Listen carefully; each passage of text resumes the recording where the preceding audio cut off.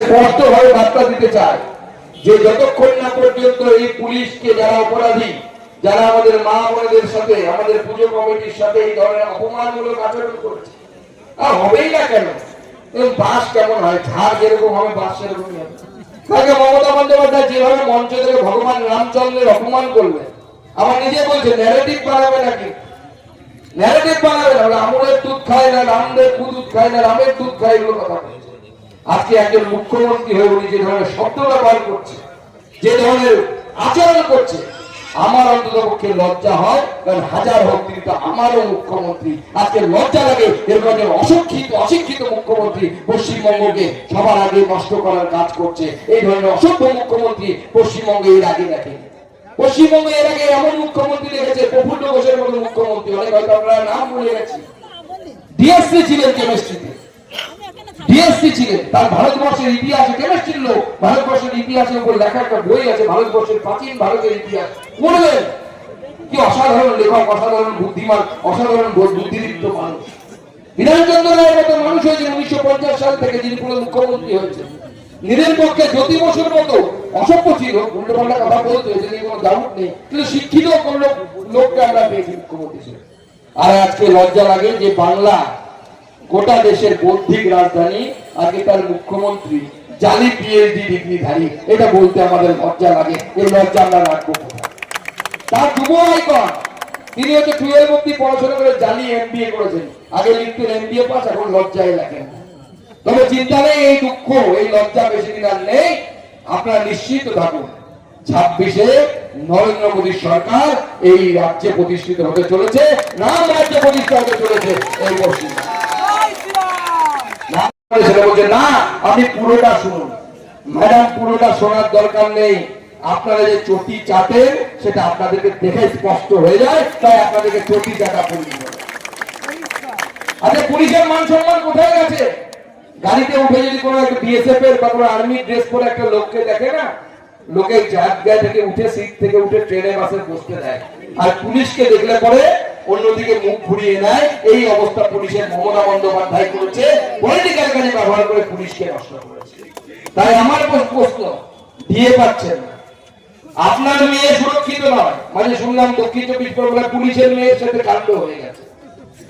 আমরা তখন বলেছিলাম, পুলিশ তোমার মেয়েও বড় হচ্ছে, তোমরাও চিন্তা করো, ধর্ষকদের রাজ্যকে পরিণত হতে দিও না এই রাজ্যকে।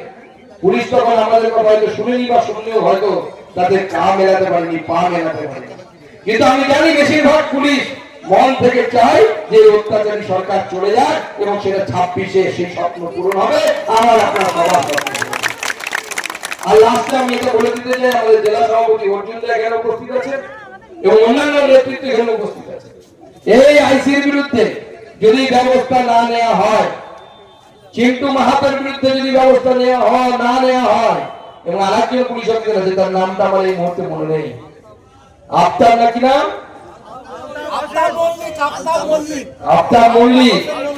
আফতার হোসেন মল্লিক। হ্যাঁ, অনেক কিছু বলেছে, সেগুলো শুনেছি আমরা, খবর পেয়েছি আমরা। ও চিন্টুটা বেশি করছে না? আচ্ছা আচ্ছা আচ্ছা, তার মানে ওইখান থেকে একটু মন্ত্র পেয়েছে আর কি। অমরনাথের ওখান থেকে অমর হওয়ার জিনিসপত্র খেয়ে এসছে, সেই জন্য বেশি লাফাচ্ছে। এরকম যারা লাফায় তাদের কিভাবে টাইপ করতে হয় সুকান্ত মজুমদারেরও জানা আছে, বিজেপিরও জানা আছে। উনি জানেন হয়তো, আমি জানি না বইয়ে পুরুলিয়াতে ওনার বাড়ি কিনা। পুরুলিয়াতে প্রচুর মাহাতো আছে যারা বিজেপি করে, বিজেপির সাথে আছে, বিজেপির সঙ্গে আছে। আমাদের পুলিশের গাড়ি পর্যন্ত পুড়িয়ে দিতে বিজেপির কর্মীদের 2018 সালে 5 মিনিট সময় লাগেনি। বিজেপি সেই ক্ষমতা আছে, কিন্তু বিজেপি আইনকে হাতে নেয় না, বিজেপি আইনে বিশ্বাস করে। আমরা তোলে বাঁধার কথা বলি না, সেটা বিজেপি শাসিত রাজ্যে গিয়ে তৃণমূল কংগ্রেসে চাইলে পার্টি অফিস খুলতে পারে, আমাদের মতো 200-250 কর্মীকে এখানে হত্যা হতে হয় না। আপনারা যতই চেষ্টা করুন, আমাদের কর্মীদেরকে 200 কর্মী দিয়েছে।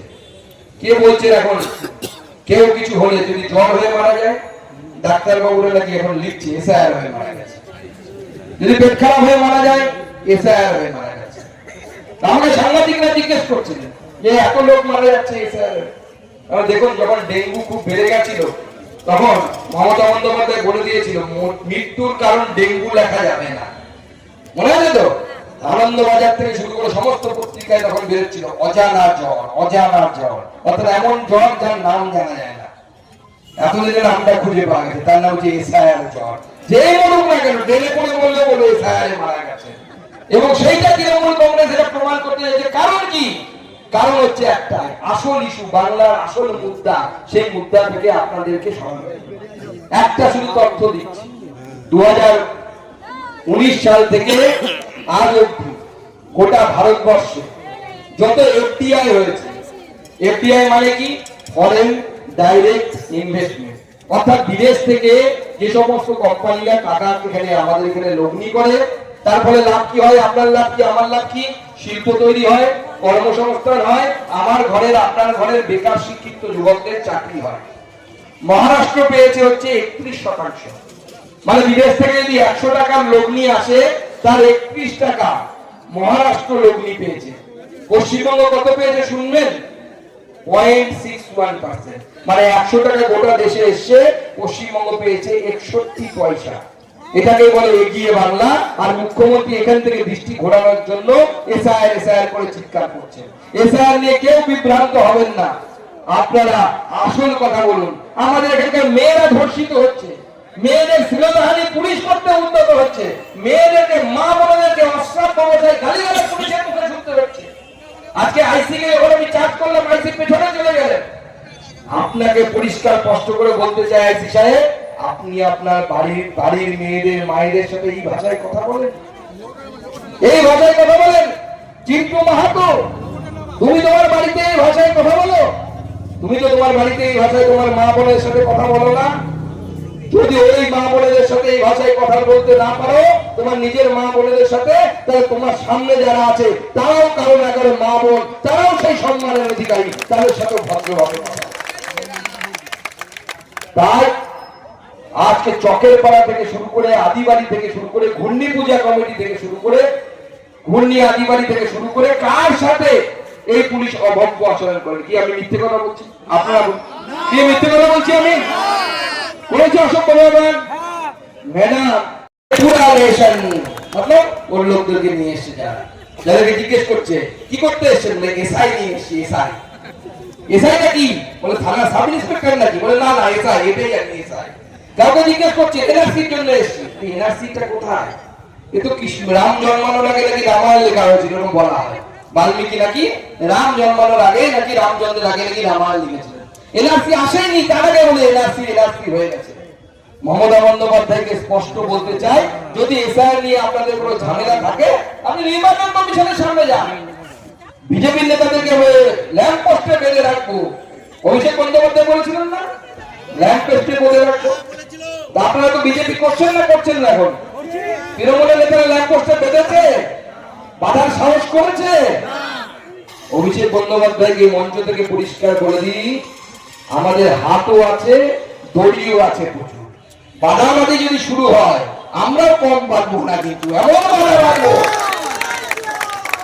এমন বাধা বাঁধবো, গলা দিয়ে কয়লা গরু সব বেরোবে এক এক করে, পেটের ভিতরে একটাও থাকবে না। কিন্তু সেই ব্যবস্থা কিন্তু আমরা করবো, পরিষ্কার বলেছি। এবং সেটা বিজেপির কর্মীরা করবে। বিজেপি ইডি সিবিআই এর ভরসায় লড়ে না, বিজেপি ময়দানে জনগণের সমর্থন নিয়ে লড়ে। আমার ওখানে গেছিল আমাকে জব্দ করবে বলে, আপনারা তো দূরে থাকেন আমার জায়গা থেকে। গত লোকসভা ভোটে খুব চেষ্টা, কি চেষ্টা! কয়েকদিন আগে কল্যাণ বন্দ্যোপাধ্যায় আমাকে বলেছিলেন আয় সুকান্ত আয়, তখন বোঝা মুশকিল অরিজিনাল বলছে, সন্ধ্যাবেলায় বলছে না সকালবেলায় বলছে। সন্ধ্যাবেলায় বললে পরে বলবেন যে ওটা এমনি এমনি বলছে। তাই পরের দিন বাইক নিয়ে পৌঁছে গেলাম, আমি দেখি দাদা কোথায়? দাদার দেখা নাই রে, দাদার দেখা নাই। আমি আমার দাদা নেই, বোতলগুলো থাকবে, বোতলগুলো দেখা পেলাম না, বোতলে হাওয়া হয়ে গেছে। দাদার চেলা মেলা কেউ নেই। আমরা বলছি বিজেপি সাহস করে যায় তো ওখানে কল্যাণ বন্দ্যোপাধ্যায় বলছিলেন কে সুকান্ত সুদিনে বলে উঠেছিল। আমি মনে করলাম দাদা কম ফু কিন্তু দেননি আপনার মুখ্যমন্ত্রী। একজন মুখ্যমন্ত্রী হয়ে 4টি বিধানসভায় 4টি সভা করেছেন সুকান্ত মজুমদার লোকসভাতে, 4 বার। ভাইপো 2 জায়গায় সভা করেছেন।